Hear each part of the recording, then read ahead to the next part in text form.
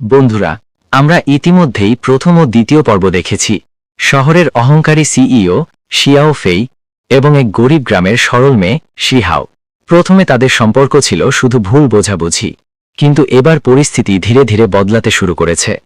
CEO কি সত্যিই তাকে ভালোবাসতে শুরু করেছে, নাকি সে তাকে নিজের জীবন থেকে সরিয়ে দিতে চাইছে?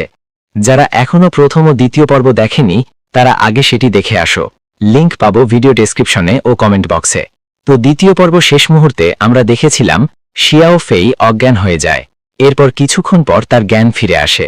শিহাও তার জন্য পরিজ নিয়ে আসে আর সে সেটা খেয়ে নেয়। এরপর রাতে তারা সবাই একসাথে খেতে বসে, যেখানে গ্রামের বিশেষ এক ধরনের মদ পরিবেশন করা হয়। এখানে শিয়াও ফেইকে সেটা খেতে নিষেধ করে, কারণ তার শরীর তখনও পুরোপুরি ভালো নয়। কিন্তু সে শিহাওয়ের কথা শোনে না, বরং সে সন্দেহ করে, মনে করে হয়তো শিহাও কিছু করে দিতে পারে। তাই সে নিজেই পুরো মদটা খেয়ে ফেলে। এত বেশি মদ খাওয়ার কারণে শিয়াও ফেই অচেতন হয়ে পড়ে। তখন সবাই মিলে তাকে তার ঘরে পৌঁছে দেয়, আর শিহাও তার সাথে থাকে। এ সময় গ্রামের লোকজন তাদের দুজনকে প্রেমিক প্রেমিকা ভেবে মনে করে। এদিকে মাঝরাতে শিয়াও ফেই দুঃস্বপ্ন দেখতে থাকে।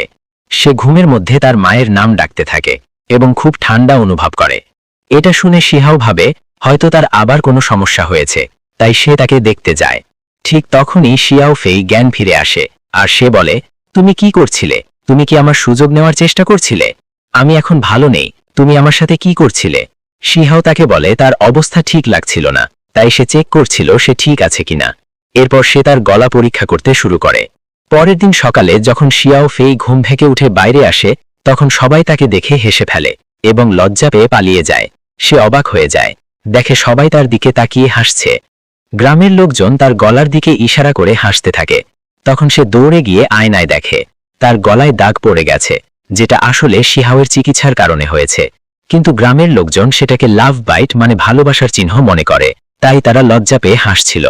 এতে শিহাওয়ের উপর রেগে যায়, কিন্তু শিহাও বলে তার চিকিৎসার কারণেই সে এখন পুরোপুরি সুস্থ হয়ে গেছে। এরপর সে নিজের গলা ঢেকে ফেলে আর সবাই মিলে পাহাড়ের উপরে থাকা ওয়াটার প্ল্যান্ট দেখতে যায়। ওখানে যাওয়ার পথে তার শরীর আবার খারাপ হয়ে যায়। তখন সে গ্রামের প্রধানকে বলে একটি গাড়ির ব্যবস্থা করতে, কিন্তু গ্রামের প্রধান জানায় এত উপরে কোনো গাড়ি উঠতে পারবে না, তাই তাদের হেঁটে যেতে হবে। পথের মাঝে শিয়াও ফেই ক্লান্ত হয়ে থেমে যায়। তখন শিহাও তাকে ঠেলে লিগিয়ে দেয়, এমনকি কোলে করে নিয়ে যায়। অনেক কষ্টে তারা উপরে পৌঁছায়, যেখানে সবাই ওয়াটার প্ল্যান্টটা দেখতে থাকে।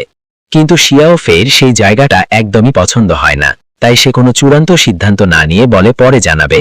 সে সেখান থেকে চলে যেতে চায়। শিহাও তাকে জিজ্ঞেস করলে সে বলে, এই জায়গার অবস্থা খুব খারাপ, এখানে কোনো লাভ হবে না। তখন শিহাও বলে, তোমার বাবা এই গ্রামটা বেছে নিয়েছিলেন, হয়তো এর পেছনে অন্য কোনো কারণ আছে, তাই তাড়াহুড়ো করে সিদ্ধান্ত নেওয়া ঠিক হবে না। এরপর রাতে গ্রামে ঘুরতে ঘুরতে অন্ধকারে শিয়াও ফেই একটি গর্তে পড়ে যায়। এতে তার পায়ে আঘাত লাগে এবং আবার রক্তপাত শুরু হয়। তারপর হঠাৎ করে শিয়াও ফেইর চেতনা বদলে যায়, আর সে 16 বছরের এক বাচ্চার মতো আচরণ করতে শুরু করে। এদিকে শিহাও নিচে ছিল, খুবই চিন্তিত অবস্থায়, কারণ সে আগেও তাকে এই চাইল্ড মোডে দেখেছে। শিহাও উপরে যায় তাকে সাহায্য করতে, আর সে নিজেও উঠে আসার চেষ্টা করে। সে একটা লাঠি ধরে উপরে ওঠার চেষ্টা করছিল, কিন্তু হঠাৎ করে পড়ে যায়। তখন শিহাও তাকে হাত ধরে টেনে উপরে তুলে আনে। ভয় পেয়ে যাওয়া শিহাও তাকে জড়িয়ে ধরে, আর শিহাও তাকে তার ঘরে গিয়ে ব্যান্ডেজ করে দেয়। শিহাও তাকে জিজ্ঞেস করে, তোমার বয়স কত?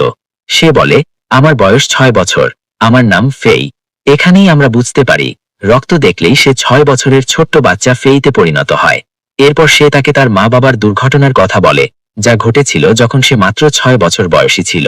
শিহাও তাকে সান্ত্বনা দেয় এবং বলে সে তাকে কখনো ছেড়ে যাবে না। এরপর তারা দুজন একটি পিঙ্কি প্রমিস করে, কিন্তু পরের সকালে সে আবার স্বাভাবিক হয়ে যায়। তখন সে দ্রুত শিহাওকে ঘুম থেকে জাগায়। এখন সে আগের রাতের সবকিছুই মনে করতে পারে, তাই সে খুব অস্বস্তিতে পড়ে যায় এবং এই বিষয় নিয়ে শিহাওয়ের সাথে কথা বলা এড়িয়ে চলে। এরপর পুরো গ্রামের মানুষ তাদের বিদায় জানাতে আসে। দুজনেই ঘুড়ি উড়াতে উড়াতে ট্রাক্টরে চড়ে শহরের উদ্দেশ্যে রওনা দেয়। এরপর দাদু শিহাওকে ডেকে পাঠায় কথা বলার জন্য। শিহাও তাদের পুরো যাত্রার কথা বলার পর জানায় যে শিয়াও ফেইর শারীরিক অবস্থা ভালো নয়। তখন দাদু বলেন তার স্প্লিট পার্সোনালিটি ডিসঅর্ডার আছে, তাই তাকে আরো যত্ন নিতে হবে। এরপর দাদু শিহাওকে শিয়াও ফেইর বাড়িতে নিয়ে আসে, যেন সে তার ভালোভাবে চিকিৎসা করতে পারে। এটা দেখে শিয়াও ফেই অবাক হয়ে বলে, তুমি তো বলেছিলে বড় বাড়িতে থাকতে চাও না, তাহলে এখানে কেন? শিহাও উত্তর দেয়, আমি শুধু তোমার চিকিৎসার জন্যই এসেছি, তাও দাদুর নির্দেশে। আর চিন্তা করো না, আমি তোমার অবস্থা সম্পর্কে তাকে কিছু বলিনি। এতে সে কিছুটা বিরক্ত হয়, কিন্তু এরপর থেকেই শিহাও তার জীবনে একেবারে ঝড় তুলে